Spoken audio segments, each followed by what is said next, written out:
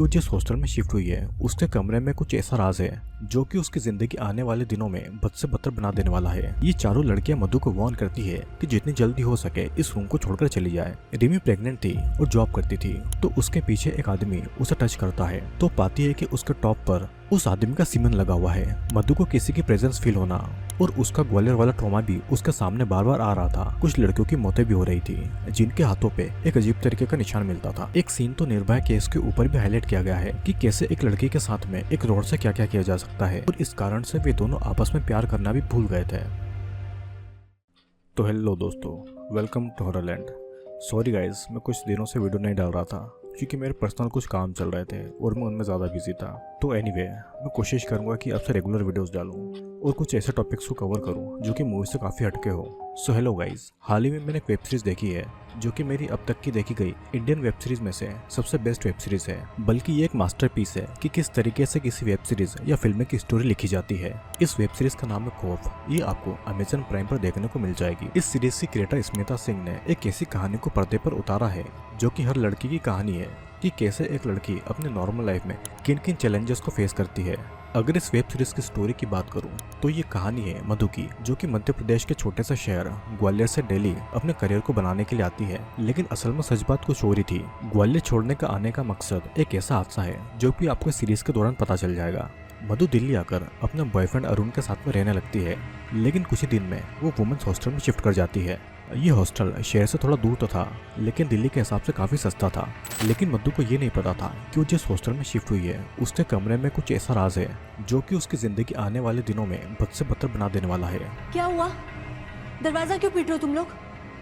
It's coming from your room. Hostel का ये room काफी दिनों से बंद था और बाकी की लड़कियों को भी इस रूम के आसपास अजीब अजीब चीजें फील होती थी। वहाँ की सभी लड़कियां हॉस्टल की वार्डन शालिनी वत्स एस ग्रेसी डुंगडुंग से कहती है कि ये रूम किसी को न दे, क्योंकि इस रूम में कुछ न कुछ अजीब चीजें होती रहती है। मैम प्लीज वो रूम मत खोलिए। उसमें कुछ है। क्या बोली? मधु के पास वाले रूम में रहती है चुम दुरुंग एस स्वेतलाना, रिया शुक्ला एस कोमल, प्रियंका सेठी एस रिमी, रश्मि मान एस निकिता। इन सभी की एक और फ्रेंड थी एनी, जिसकी कुछ दिन पहले एक्सीडेंट में मौत हुई थी और वो इसी कमरे में रहा करती थी जिसमें मधु रहती है। ये चारों लड़कियां मधु को वार्न करती है कि जितनी जल्दी हो सके इस रूम को छोड़कर चली जाए। वो जो रहती थी ना उस कमरे में पहले, निकल नहीं पाई। लेकिन मधु को तो ऐसा लगता है कि सभी लोग उसे बुली कर रहे हैं, जो कि एज यूजुअल सभी हॉस्टल में होता है। आगे मधु अपनी डेली लाइफ में भी ट्रॉमा फेस कर रही थी। वो जिस लड़के के कारण ग्वालियर छोड़कर आई थी वो भी उसे दिल्ली में मिल जाता है। फिर एक दिन जब मधु अपने ऑफिस से हॉस्टल के लिए बस में बैठकर आ रही थी तो उसके पीछे एक आदमी उसे टच करता है। मधु जब अपने रूम में आकर अपना टॉप चेक करती है तो पाती है कि उसके टॉप पर उस आदमी का सीमन लगा हुआ है, जो कि बहुत ही डिस्गस्टिंग था। इस बात को इस सीरीज में जरा भी बड़ा चढ़ाकर नहीं दिखाया गया है। ये चीजें अक्सर लड़कियों के साथ में होती रहती है। इधर हॉस्टल में भी मधु को अजीब अजीब चीजें एक्सपीरियंस हो रही थी, जैसे कि किसी का डोर पर नॉक करना, मधु को किसी की प्रेजेंस फील होना और उसका ग्वालियर वाला ट्रॉमा भी उसके सामने बार बार आ रहा था। वार्डन ग्रेसी अपने फ्रेंड इलू मिश्रा के कहने पर उस रूम को एक हकीम से चेक करवाती है, जिससे वहाँ पर बहुत ही डार्क एनर्जी फील होती है। लेकिन ग्रेसी को ऐसा लग रहा था कि ये हकीम सिर्फ ढोंग कर रहा है। और असली बात तो यह है कि स्वेतलाना और उसकी फ्रेंड इस रूम को किसी को भी नहीं देना चाहती है। स्वेतलाना एक एयर होस्टेस थी और उसकी सभी फ्रेंड्स भी जॉब करती थी। इन सभी के इस हॉस्टल में रहने के अलग अलग रीजंस थे।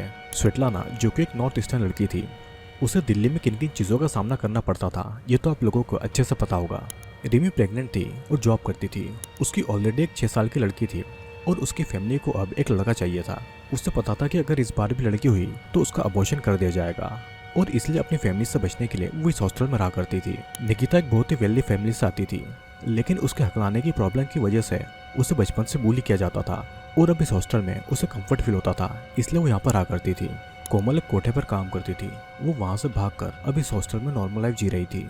लेकिन जब से इन सभी की फ्रेंड एनी की मौत हुई थी तब से इन सभी लोगों ने इस हॉस्टल से एक कदम भी बाहर नहीं निकाला था। सभी के सभी कई महीनों से इस हॉस्टल में ही रहती थी। जब ग्रेसी ने हकीम को हॉस्टल से निकाला तो स्वेतलाना को मदद ऑफर करके जाता है। वो उसे ये अश्योर करता है कि वो उसे इस जिंदगी से निकाल सकता है। हमें ये लगता है कि हकीम, जिसे रजत कपूर ने प्ले किया है, वो टिपिकल बाबा होगा जो कि भूत को भगाएगा और सब कुछ नॉर्मल हो जाएगी। लेकिन ऐसा बिल्कुल भी नहीं है। जैसा आप सोचोगे वैसा कुछ भी नहीं होगा। हकीम पुराने दिल्ली के 100 साल पुराने घर में रहता है, जहाँ पर वो लोगों का अपनी जड़ी बूटियों से इलाज करता है। लेकिन हकीम खुद बीमार हो रहा था, जिसे ठीक करने के लिए हकीम को कुछ चीजों की जरूरत थी और उन्हें लाने के लिए हकीम ने 2 लड़कों को रखा हुआ था। एक था बबलू और दूसरा था जीवा। जीवा इलू मिश्रा का एक बिगड़ा हुआ बेटा है जो कि सीरीज में कांस्टेबल का रोल प्ले कर रही है। जीवा की अपनी मां से नहीं बनती है और दोनों के बीच में अक्सर झगड़ा हुआ करते हैं। साथ ही जीवा पिछले कई महीनों से गायब भी था। इसी के साथ दिल्ली में कई दिनों से कुछ लड़कियों की मौतें भी हो रही थी, जिनके हाथों पे एक अजीब तरीके का निशान मिलता था। ये काम किसी सीरियल किलर का था, लेकिन एविडेंस न होने के कारण पुलिस ने सीरियल किलर की फाइल को बंद कर दिया।